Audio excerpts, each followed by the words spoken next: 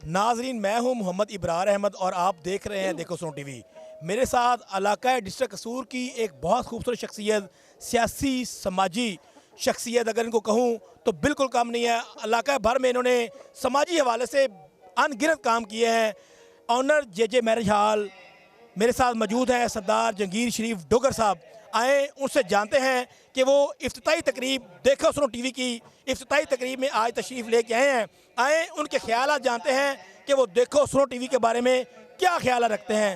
अस्सलाम वालेकुम सरदार साहब। जी भाई, वालेकुम अस्सलाम। क्या नवराज से ठीक? शुक्र सरदार साहब, आप सुनाए कैसे हैं? A1 अल्लाह की रहमत, शुक्र अल्हम्दुलिल्लाह। सरदार साहब, आप आज देखो सुनो टीवी की इस इफ्तिताई तकरीब में तशरीफ़ लेके आए हैं। हम आपसे आपके व्यूज़ जानना चाहते हैं, क्या ख्याल रखते हैं आप देखो सुनो टीवी के हवाले से? मैं जी ये कीम इब्राहिम ज़हीर, हाफ़िज़ रूहुल मीन एडवोकेट, इब्रार अमजद भाई, जिन जिन लोगों ने सिलसिले में कावश की है उनको खराजा तहसीन पेश करता हूँ। इस चैनल की हमारे इलाके में ज़रूरत थी, उसकी वजह कि हम बैकवर्ड एरिया में बैठे हैं। हमारे से लाहौर कम से कम 2-2.5 घंटे है। हमारा जो मैसेज, हमारी जो तकलीफ़ है, उसकी आवाज़ हमारी लाहौर तक नहीं पहुँचती।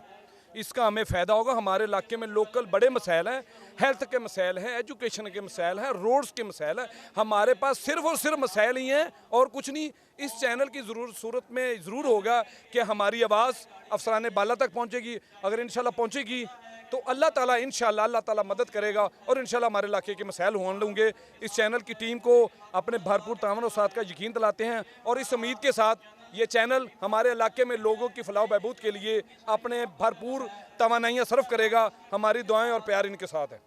हमारे साथ बड़े खूबसूरत अंदाज में गुफ्तगू कर रहे थे और नेक ख्वाहिशात का इजहार कर रहे थे सरदार जंगीर शरीफ डोगर साहब। हम उनके बेहद